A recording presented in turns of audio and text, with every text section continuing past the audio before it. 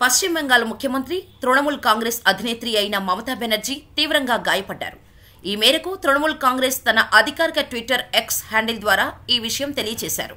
మా చైర్పర్సన్ తీవ్రంగా గాయపడ్డారు అని టీఎంసీ ఎక్స్లో రాసుకొచ్చారు. మమతా బెనర్జీ త్వరగా కోలుకోవాలని ప్రార్థించాలని పిలుపునిచ్చింది. ఇందుకు సంబంధించిన సీఎం మమతా బెనర్జీ ఫోటో కూడా బయటకు వచ్చింది. ఆ ఫోటోలో ఆసుపత్రి బెడ్పై మమతా పడుకొని ఉండగా ఆమె తల, నుదుటి భాగాన గాయమైనట్టు స్పష్టంగా తెలుస్తోంది. ముఖం మీదుగా మెడ వద్దకు రక్తం కారుతూ కనిపిస్తున్నారు. మా చైర్పర్సన్ మమతా బెనర్జీ గాయపడ్డారు, దయచేసి ఆమె కోసం ప్రార్థించండి అంటూ ట్వీట్ చేశారు. గాయపడ్డ ఆమెను కోల్కతాలోని ఎస్ఎస్కేఎం ఆసుపత్రిలో చేర్చారు. అక్కడ ఆమెకు చికిత్స కొనసాగుతుంది. గురువారం రాత్రి 9:30 సమయంలో ఆసుపత్రిలోని వుడ్ బర్న్ బ్లాక్ నుంచి ట్రామా కేర్ సెంటర్కు ఆమెను తరలించారు. ప్రస్తుతం దీది ఆరోగ్య పరిస్థితి నిలకడగా ఉన్నట్టు సమాచారం.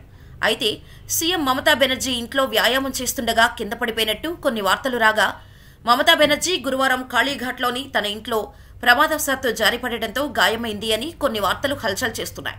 గాయపడ్డారని అధికారికంగా ప్రకటించారు. కానీ ఏ విధంగా గాయపడ్డారు అనేది ఇంకా తెలియరాలేదు.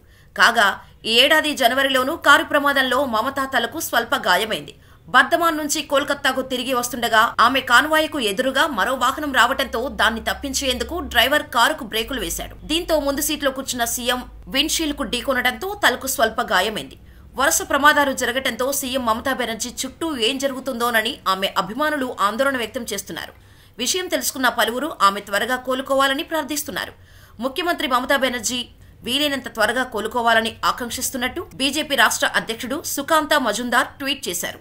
పూర్తి ఆరోగ్యంతో తిరిగి రావాలని ప్రార్థిస్తున్నట్టు ఆయన తెలిపారు. కోల్కతా నగర మేయర్ ఫిరాద్ హకీంతో పాటు ఇతర పార్టీ నేతలు ఆసుపత్రికి వెళ్లి మమతాను పరామర్శించారు. మమతా పార్టీ నేతలు, అభిమానులు ఆమె త్వరగా కోలుకోవాలని సోషల్ మీడియా వేదికగా ఆకాంక్షిస్తున్నారు.